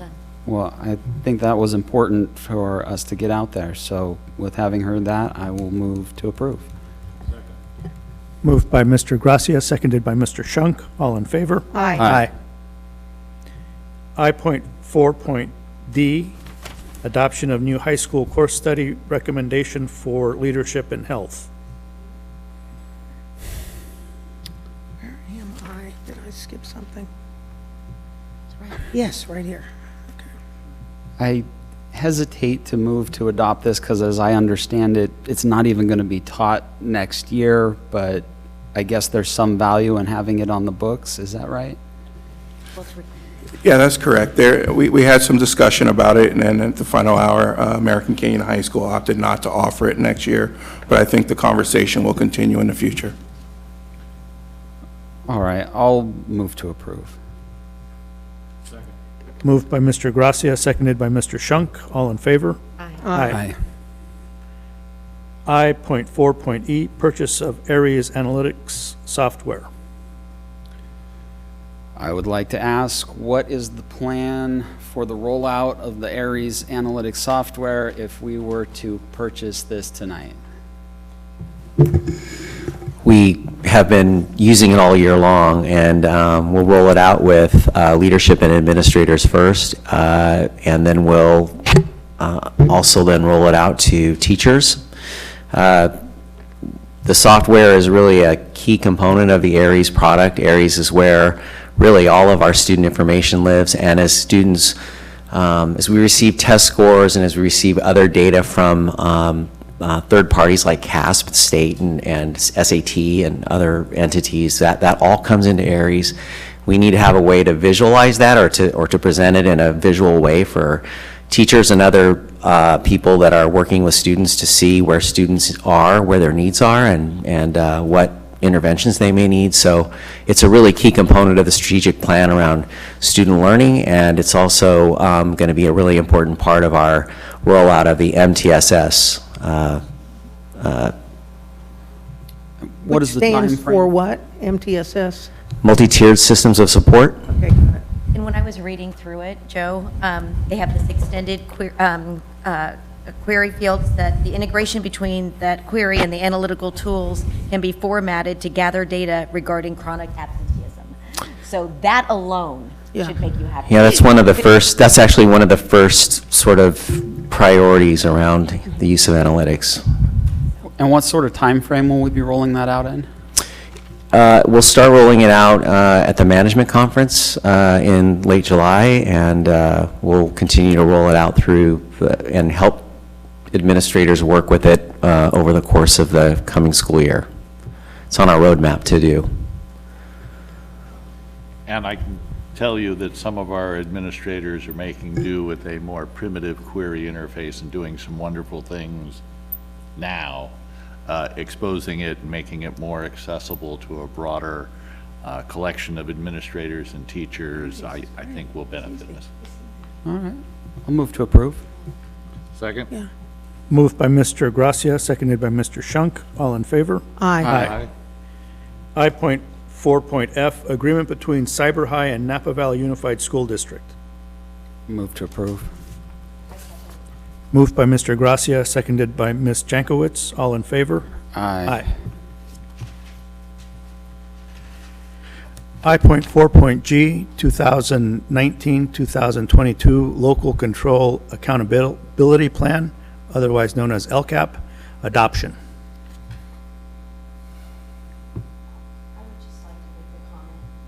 That the text regarding the alignment of the LCAP with the strategic plan in this particular document was fantastic. I mean, you could tell all the hard work that went in there. I don't want to make reference. It was just a very different document to me than our previous LCAP, and I really appreciated how specified all the information was and the alignment process was. So thank you. I would like to agree with that, and I think part of telling our story as a district of all the activities that we're doing is how do you share this very large document to the public?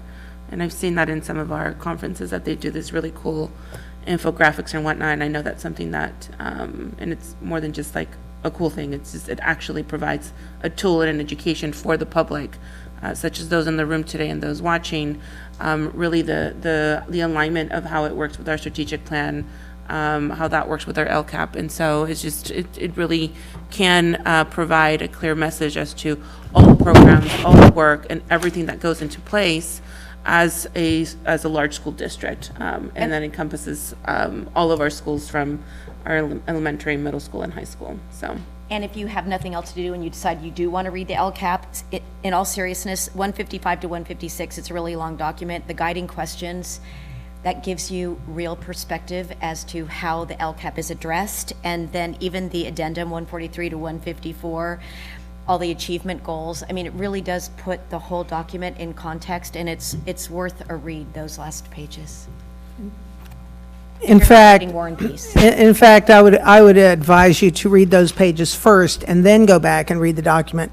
But I appreciated it. I'm a relatively new board member, and although I attended board meetings regularly, this really was this was good for me to read. I understood a great deal more of what we do. It's quite impressive. Yes, a lot of work. I just wanted to echo Ms. Jankowicz's comments that I really did appreciate the alignment to our core principles. I thought that was very helpful. Ms. Vias isn't here this evening. She's away at a conference, but is she here? Yeah, I know. Well, there's a recording, so if she wants the accolades to it and wiping away. We'll have a rewind, but we'll make sure to pass the comments. Yeah. We'll be okay. We'll pass on the comments because she was the primary author. Yeah. So I make a motion to approve. I second. Moved by Ms. Gonzalez-Mares, seconded by Ms. Jankowicz. All in favor? Aye. I.4.H, Memorandum of Understanding between Napa County Office of Education and Napa Valley Unified School District for Career Technical Education. Holy moly. Yeah, you're on the floor. You're Where do I begin? So, you know, it's great we removed the 2 paragraphs I busted everybody's chops about last time. Yes, that's right. Nothing was substituted in place of them, but they were removed. And this falls into the category, Mr. Grassi, of no good deed goes unpunished. By giving them a second chance at the document, they added 111 basis points to their indirect cost rate, which was my reference earlier, Paul. So just to compare and to share my pain with the rest of the board, I think our indirect cost rate is 6.06. In version 2 of this document, their indirect cost rate is 10.87. And this is consistent with prior years. We're in the mid-single digits, and the county office is in the early double digits. So I guess I'd like to use this particular, you know, I'm completely in favor of CTE. I think at some point we need to get us old fogies and the new board members up to speed on the complexities of the multiple CTE courses, some coming from the county, some coming from the district, and how it all works. I haven't been invited to a CTE, what is it called, Oversight Advisory Committee in years. I assume they still go on, we just don't get an invitation. Well, we should go anyway. If I knew about the meeting, I would, and they know I would. So a possible future agenda item is just, you know, a study session on CT. I'm not even proposing a specific discussion because I think we need to level set on the topic of CTE.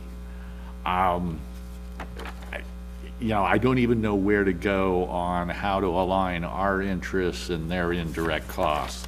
So I'll just put it out there to people way smarter than I on the staff side, because I'm sure this is just one item among many around aligning and streamlining and, making sure that they have as much skin in the game as we do around these programs that are jointly funded or funded by us. Because I'm pretty sure Governor Brown gave us responsibility for CTE a couple of years ago, and we're just subcontracting out a portion of it back to NCOE, which had been prior practice. So it all deserves a much bigger discussion than this agenda item can really justify tonight. So, if staff believes this is the MOU we should go forward with tonight, I have no problem supporting that. But I've had my group therapy tonight. Paul, your thoughts on whether or not that is a negotiable item? Well, I think we could. I think one of the things that has to get decided down the road is how much, this is a very unusual district in that my experience, in that you're so intertwined with the county office. And so the question becomes, do you want to continue, I think the big policy question, you want to continue the sort of joint operation of many of these programs, or do you want the district take over some on its own and county take over others on its own? So those are the kind of questions. They do have different indirect cost rates, and that's just the way it is, and not what the state publishes those rates, and there's nothing I was just looking them up, and there's not much we can do about that. So the rate's going to be the rate. And so, so I think the bigger question is really your question. Do we want to continue to have, because if you look at any of these agreements, we're like 90% of all of them, like CTE, adult ed, on and on and on. So the question becomes, do we want to do that? And so there's dozens of these, did Dana and I find out. And we also have childcare as an agreement. So those are the kind of questions that after-school programs, all those kind of questions need to be answered. For example, there's an after-school program that NCOE runs for us in several elementary schools. We're just discussing it this morning about how to pay for custodial. So, but it's something that's going to take some years of tackling. I do agree with you though, because many of them maybe make some sense for the district to run some. In my mind, there's a trade-off between us running it with a lower overhead cost versus, we'd have to invest in people to actually run the program. And I understand there's a trade-off. I'm enough of a historian to know that we in the county office and everybody else are creatures of law, and there are all sorts of squirrely things that have their roots way back decades ago around how some things were set up.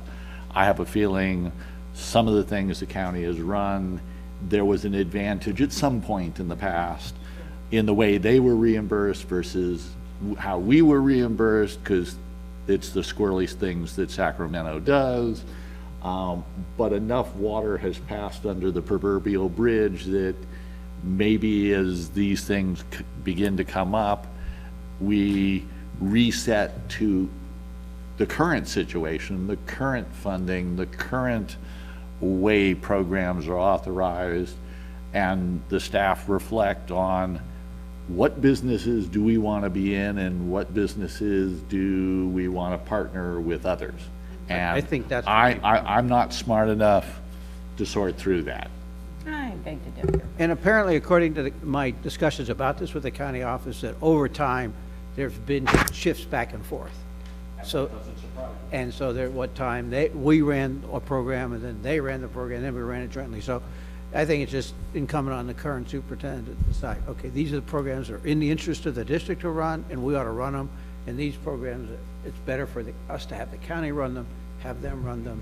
And so and those kind of decisions that need to be sorted over. I will suggest one possible criteria. If it appears on our dashboard, we should have our hands all over it. That's my 2 cents. Yeah, and CTE does impact the college and career indicator. So, and the child care is probably another one that in order to make our schools attract more people, before and after school care is really a first step. And the superintendent and I have discussed that. It could be a revenue generator. We don't have it everywhere. Most school districts now in California, and we both come from a background where every elementary school has that program, most middle schools. So that'd be, as a goal, should be a goal here to get that. So So you can bring people back from private schools or from charter schools. And potential revenue. That's how I'm looking at it. Mr. Pearson? On behalf of the facilities, we would really appreciate the opportunity to have our people with some of these MOUs as well too. So the county they're good people to work with, they're good collaborators, but that extra layer adds another element that ends up taking a lot more time and energy to make sure that we're all on the same page. So we would welcome the opportunity to also have more ownership of some of these programs.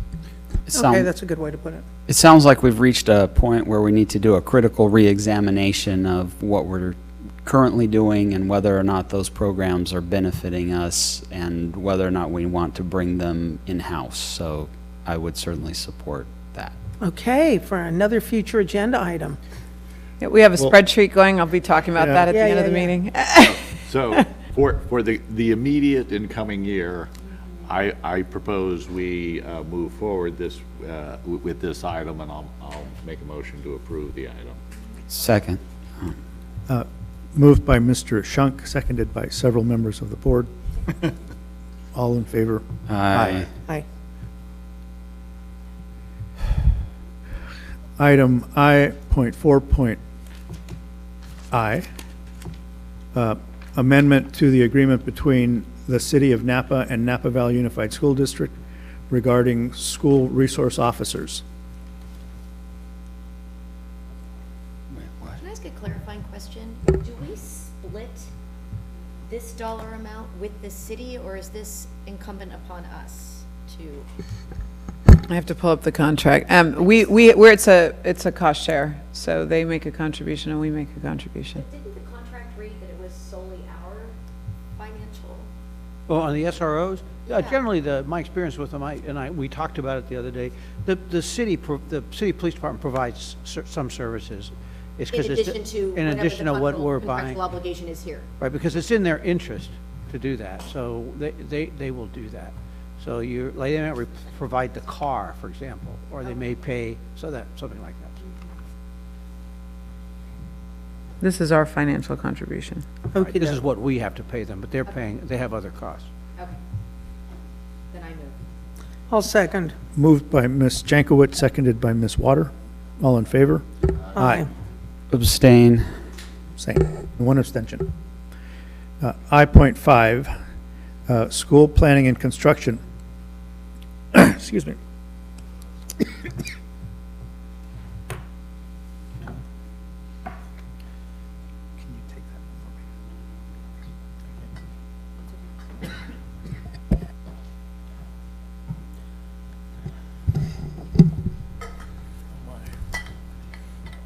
Is there questions?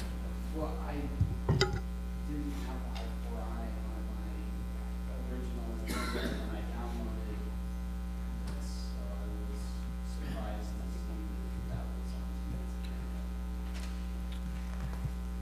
on. Yeah, it was added on Monday. We sent a note out. Yeah. So if you downloaded it on Friday or over the weekend. Okay. Technically Yeah, there were a couple items given the back-to-back board meetings where we needed the additional time on Monday to be able to have staff do the work to get the items within the 72-hour mark. Yeah. Yeah. Got it. Item I.5.A, correction of clerical error on change order number 1 to S.W. Allen for the Central Kitchen Measure H project. A motion. Second. Moved by Mr. Gracia, seconded by Mr. Shunk. All in favor? Aye. Architectural pre-qualification pool, item I.5.B. I was concerned by this item because we had two contractors that ended up scoring an 80, one of which we approved and one of which we did not. And so I was concerned about whether or not that was adequately following the written procedures as laid out in our request for these proposals. Yeah, what staff determined is that when we had at the meeting that they had where all the people were required to attend, it was shared at that meeting that if there was, we were going to give preference to local firms, and we were also, when we looked at when the individuals, so one of those two firms was local, and then of those two firms, we also were able to look at some past history with one of the firms and decided that the other firm was a better one to go with. And so that's why we made the decision on that. It was said verbally, it was not written down anywhere. And in speaking with staff, I've come to learn that what we did was appropriate. And that it's not been something that we have in writing all the time to say, that this is how we would do it, that saying it verbally suffices for this purpose. While a verbal might suffice, it is hard to point to if there should be litigation later at the end of the day, because it's kind of worth the paper it's printed on. So moving forward, we have as a staff are looking at putting things more explicitly in writing on how we will handle things if there's such a tie or something of that nature. With that understanding, I will move to approve. Second. Moved by Mr. Gracia, seconded by Mr. Shunk. All in favor? Aye. Item I.5.c, approval of resolution 19-32, intention to convey right-of-way dedication to the county of Napa. And this will be a roll call. I'll move. Second. Moved by Mr. Gracia, seconded by Mr. Shunk. Aye. Aye. Aye. Aye. I.5.d, purchase of Promethean boards for every Napa Valley Unified School District classroom according to Measure H Technology Implementation Plan. What is the plan to implement the boards? What is the rollout plan?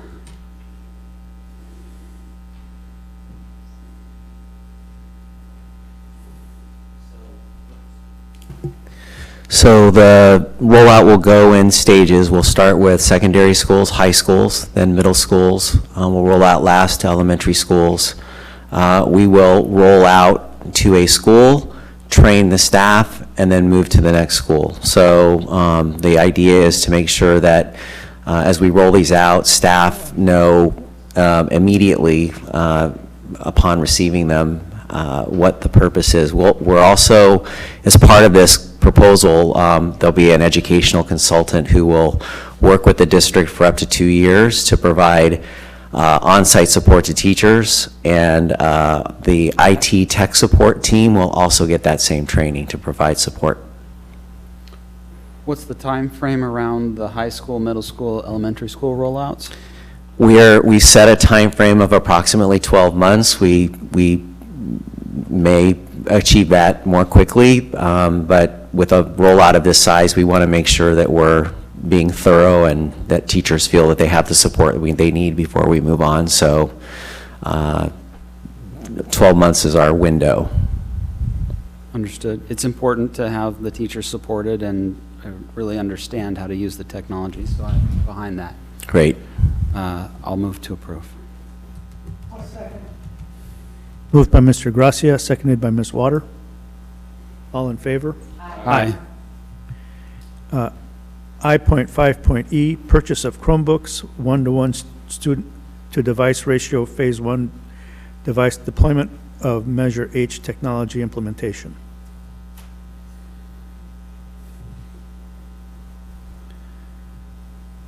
Great. I motion to approve. Moved by Ms. Gonzalez-Mata, seconded by Mr. Shunk. All in favor? Aye. Information items, business and operations, inter-district agreement report. Just for information. Any comments? Beware of trustees bearing spreadsheets. I've been tracking these numbers since 2012. Just for a little context, Fairfield Sassoon is giving us twice as many kids as they were in 2012. And Vallejo City Unified is giving us 4.1 times as many kids as they did in 2012. The rest of the That's district- helpful. And St. Helena isn't taking kids anymore. So it really comes down to those two districts. All the rest are 1 or 2 or 3 kids one way or the other. All of the inner districts really to speak of fall in Fairfield, Sassoon, and Vallejo City. It used to be St. Helena where it's 8 now. Is it much larger than previous years? Is it? Yeah, we used to give them 52 kids. Now it's down to 1, 2, 3. It's nothing. So in February of 2012, Vallejo City, there were 36 kids coming into our district, and Fairfield Sassoon, 38, and now it's 76 and 149.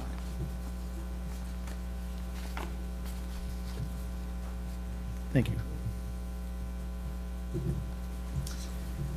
Board representative reports.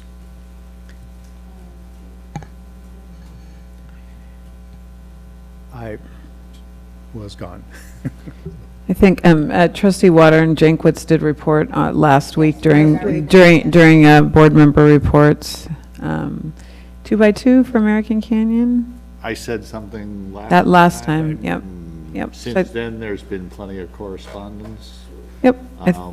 I guess under the, if we're taking it sort of as a group, we can bounce around a little bit.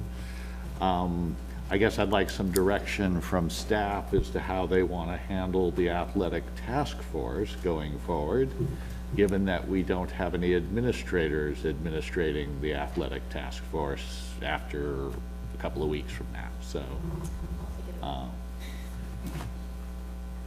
what would Just you as long as it's not me.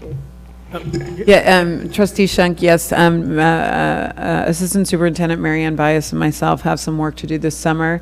We're laying out sort of the landscape of all the committees and task force in the districts, and then have to work on reassignment and also determine which task force and or committees will not continue because they've just been merely rolling without a set purpose or deliverable. We understand the need for the athletic task force to continue, and we'll be looking at who we'll assign that to. May I ask, do you know what we're talking about up here, just right now? No. So the board members are not so much assigned, but we choose committees that we liaison with, and we represent the board. For example, the Napa Valley Education Foundation. I'm on the Special Education Community Advisory Committee, on the Athletic Task Force. I served before on the Equity Committee. And what we do is we attend those meetings, provide input when asked, mainly we're observers.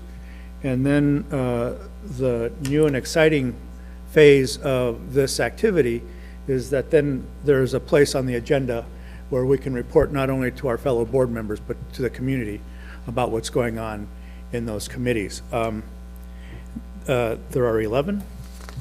Something like that. Yeah, oh, yeah. There are 11 committees that we're assigned to. So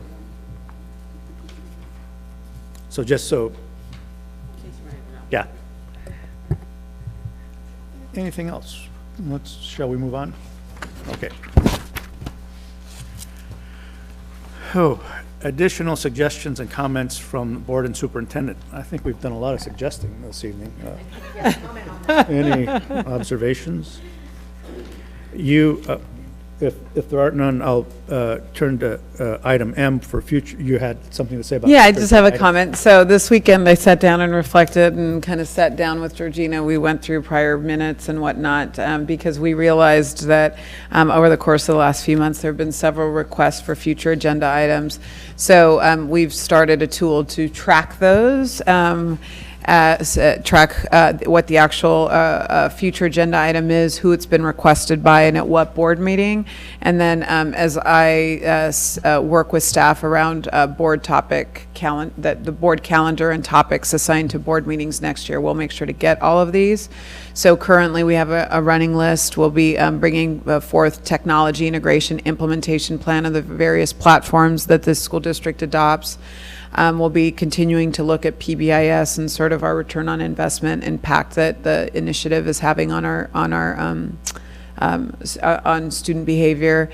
We have the request around the pride flag as a future agenda item for next year, a presentation on chronic absenteeism, a presentation on various mental health and wellness initiatives, and then a summary of all of the grants that the district has going right now, that we're currently holding right now. A study session on CTE programs, and then just a general analysis with some staff recommendations on the NCOE and NVUSD programs and partnerships. That's enough for now? Yeah, easy. So we'll take those into last year, and I'm so excited. This is my last board meeting of year one. Oh, that's right. That's true. I made it. You made it.